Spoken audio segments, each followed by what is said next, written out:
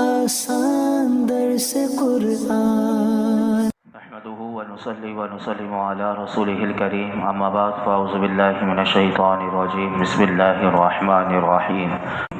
والذين استجابوا لربهم وأقاموا الصلاة وأمرهم شورى بينهم ومما رزقناهم ينفقون، اور ان کے لیے جنہوں نے اپنے رب کا حکم مانا اور نماز قائم رکھی، اور ان کا کام ان کے باہمی مشورے سے ہوتا ہے، اور ہمارے دیے ہوئے رزق میں سے کچھ خرچ کرتے ہیں۔ اس آیت کریمہ میں شورا کا لفظ آیا ہے، اور یہ سورہ شورا ہی ہے۔ شورا کہتے ہیں مشورہ کرنے کو۔ اس آیت کریمہ میں اللہ رب العالمین نے جو سب سے پہلی بات ارشاد فرمائی وہ یہ ارشاد فرمائی کہ وہ لوگ اور وہ جنہوں نے اپنے رب کا حکم مانا، یعنی اجر و ثواب ان لوگوں کے لیے بھی ہے کہ جنہوں نے اللہ کی وحدانیت کا اقرار اور اس کی عبادت کر کے اپنے رب کا حکم مانا اور پابندی کے ساتھ نماز قائم کرتے رہے، نماز پڑھتے رہے، اور جب انہیں کوئی کام درپیش ہو تو فرمایا وہ ان میں باہمی اپنے مشورے سے وہ اپنے کام کو کرتے ہیں، اور وہ اپنے کام کو باہمی مشورے سے سر انجام دیتے ہیں، اور ہمارے دیے ہوئے رزق میں سے کچھ ہماری راہ میں بھی خرچ کرتے ہیں۔ مفسرین فرماتے ہیں کہ یہ آیت کریمہ انصار کے حق میں نازل ہوئی، جو انصار صحابی تھے مدینے میں، ان کے حق میں نازل ہوئی کہ جنہوں نے نبی کریم صلی اللہ علیہ وسلم کی زبان اقدس سے اپنے رب کی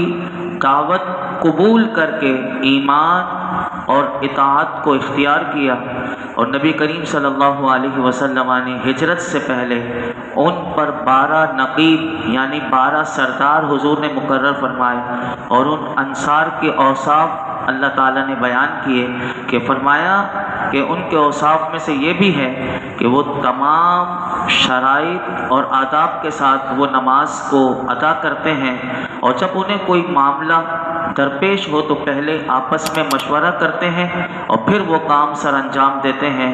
اور اس میں وہ جلد بازی اور اپنی من مرضی نہیں کرتے، اور وہ ہمارے دیے ہوئے میں سے کچھ ہماری راہ میں خرچ کرتے ہیں۔ اس آیت کریمہ میں اگر آپ دیکھیں تو علماء کہتے ہیں یہ سب سے پہلی بات یہ معلوم ہوئی کہ اللہ تعالیٰ نے انصار صحابہ کا وصف جو ہیں وہ بیان کیا۔ اس میں سے پہلا وصف یہ بیان کیا کہ وہ تمام شرائط اور آداب کے ساتھ نماز کو ادا کرتے ہیں۔ اللہ کرے کہ ہم بھی نماز کو اس کے شرائط اور آداب کے ساتھ ادا کرنے والے بن جائیں۔ اب سنیے میرے آقا علیہ الصلوۃ والسلام نماز پڑھنے کی اہمیت کے بارے میں کیا فرماتے ہیں۔ میں ایک حدیث پاک آپ کے سامنے رکھتا ہوں۔ حضرت ابو ہریرہ رضی اللہ تعالیٰ عنہ روایت کرتے ہیں کہ رسول اللہ صلی اللہ علیہ وسلم نے ارشاد فرمایا،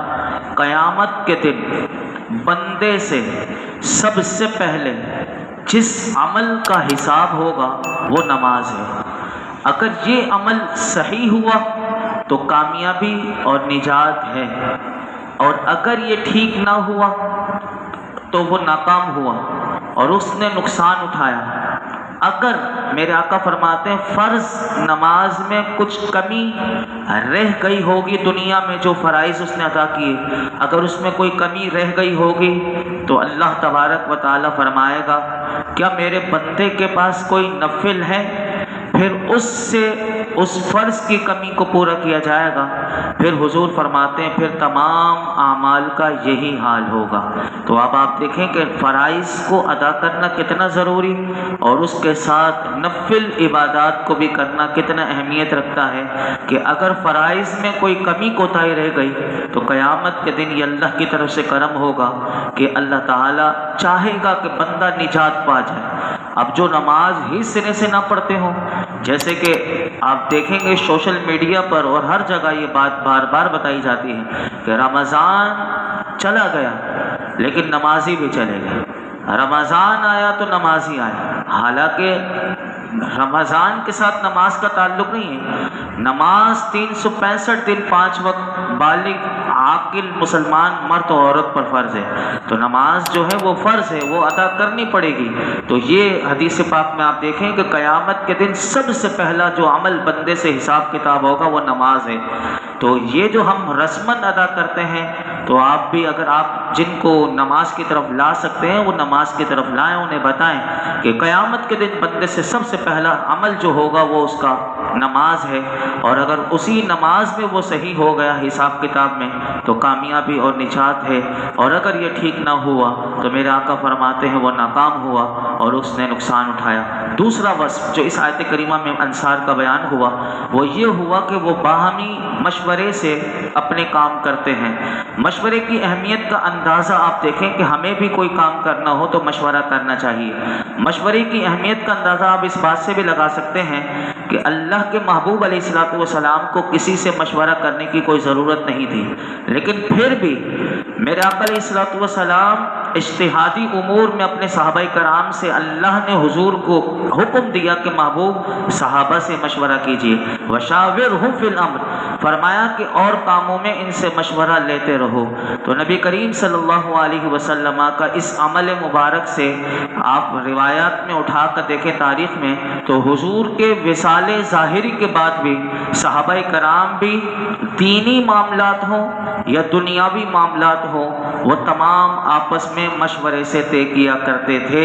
اور میرے آقا علیہ الصلوۃ والسلام کی ایک حدیث پاک میں آپ کے سامنے رکھتا ہوں، سنیے، بڑی زبردست حدیث پاک ہے کہ حضرت ابو ہریرہ رضی اللہ تعالیٰ عنہ روایت کرتے ہیں کہ رسول اللہ صلی اللہ علیہ وسلم نے ارشاد فرمایا، جب تمہارے حاکم یعنی حکمران اچھے لوگ ہوں، نمبر 1 مالدار تمہارے سخی لوگ ہوں، اور تمہارے کام باہمی مشورے سے طے ہوں، یعنی یہ 3 کام میرے آقا نے فرمایا، جب تمہارے حاکم اچھے ہوں اور تمہارے مالدار سخی لوگ ہوں اور تمہارے کام باہمی مشورے سے طے ہوں، تو حضور نے فرمایا زمین کا ظاہر اس کے باطن سے تمہارے لیے زیادہ بہتر ہے، یعنی تمہارا زمین پر رہنا زیادہ بہتر ہے۔ اور جب تمہارے حاکم شریر لوگ ہوں اور تمہارے مالدار بخیل ہوں اور تمہارے معاملات عورتوں کے سپرد ہوں، تو اس وقت حضور نے فرمایا زمین کا پیٹ تمہارے لیے اس کے ظاہر سے زیادہ بہتر ہے۔ یعنی آپ اس میں اندازہ کیجئے کہ عورتوں کو جب معاملات دے دیے جائیں تو انسان کبھی بھی فلاح نہیں پا سکتے۔ تو یہاں سے یہ حدیث پاک بھی ہمیں پتہ چلی۔ اور حضرت حسن رضی اللہ تعالیٰ عنہ نے فرمایا جو قوم مشورہ کرتی ہے وہ صحیح راہ پر پہنچتی ہے۔ اور تیسری بات جو اس آیت کریمہ میں بیان ہوئی وہ انصار کا اللہ نے یہ وصف بیان کیا کہ وہ صدقہ دیتے ہیں، یعنی جو ہم نے انہیں دیا ہے وہ اللہ کی راہ میں دیتے ہیں اور اللہ کی راہ میں خرچ کرتے ہیں۔ تو علماء کہتے ہیں اس سے تمام صدقات مراد ہیں، یعنی اس آیت کریمہ میں تمام صدقات مراد ہو گئے۔ حدیث پاک سنیے کہ تاکہ ہمیں بھی اللہ رب العالمین دینے کا جذبہ عطا فرمائے۔ حضرت عبداللہ بن عباس رضی اللہ عنہما سے روایت ہے کہ رسول اللہ صلی اللہ علیہ وسلم نے ارشاد فرمایا صدقہ مال میں کمی نہیں کرتا، اور بندہ جب صدقہ دینے کے لیے اپنا ہاتھ بڑھاتا ہے تو وہ سائل کے ہاتھ میں جانے سے پہلے اللہ کے دست قدرت میں آ جاتا ہے۔ اور فرمایا جو بندہ بلا ضرورت سوال کا دروازہ کھولتا ہے، یعنی مانگنے کے لیے اپنا بھیک، یعنی دوسروں کے سامنے ہاتھ پھیلاتا ہے، اپنی حاجت لوگوں کے سامنے رکھتا ہے، اس کے لیے حضور نے کیا فرمایا، اسی حدیث پاک میں فرمایا جو بندہ بلا ضرورت سوال کا دروازہ کھولتا ہے تو پھر اللہ اس پر فقر کا دروازہ کھول دیتا ہے۔ اس آیت کریمہ سے جو ہم نے سیکھا، ہم اللہ کی بارگاہ میں دعا کرتے ہیں کہ ہمیں پابندی کے ساتھ نماز ادا کرنے، اپنے اہم کاموں میں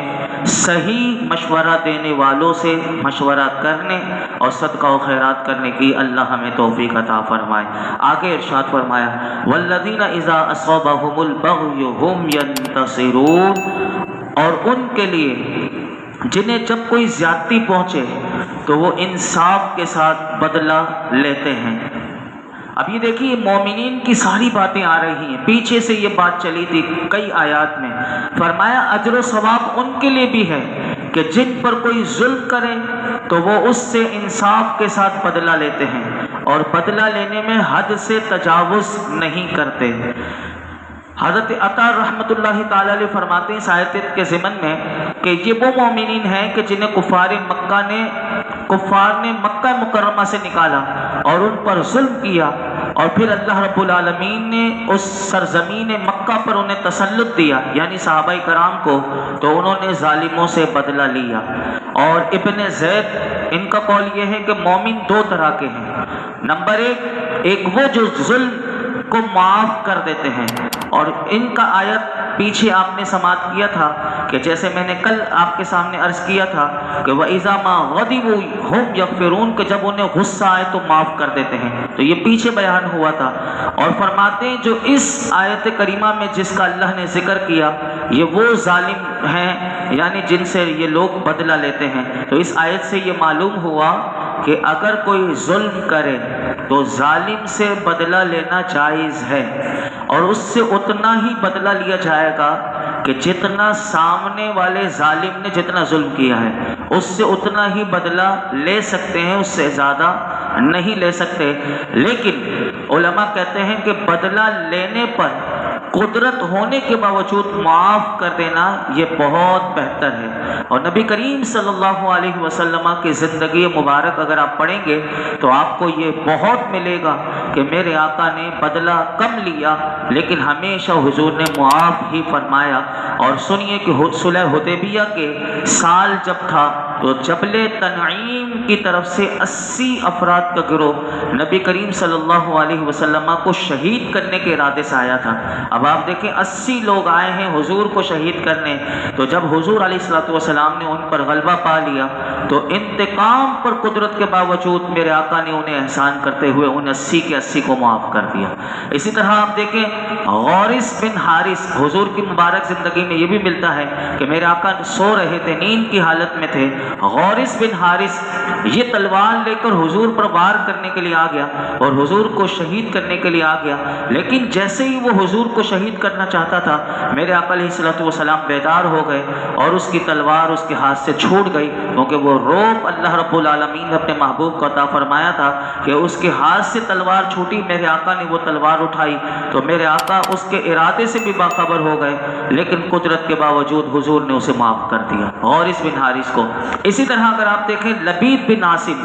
کہ جس نے حضور پر جادو کیا تھا، اب یہ وہ شخص تھا کہ جس نے حضور پر جادو کروایا تھا، اور اسی پر یہ دو صورتیں سورہ فلق اور سورہ ناس نازل ہوئی تھی۔ یہ لبید بن عاصم تھا کہ جس نے جادو کروایا تھا، میرے آقا کو اس کے بارے میں پتہ بھی چلا لیکن انتقام لینے کے باوجود بھی حضور نے اسے بھی معاف کر دیا۔ اسی طرح مرہب یہودی،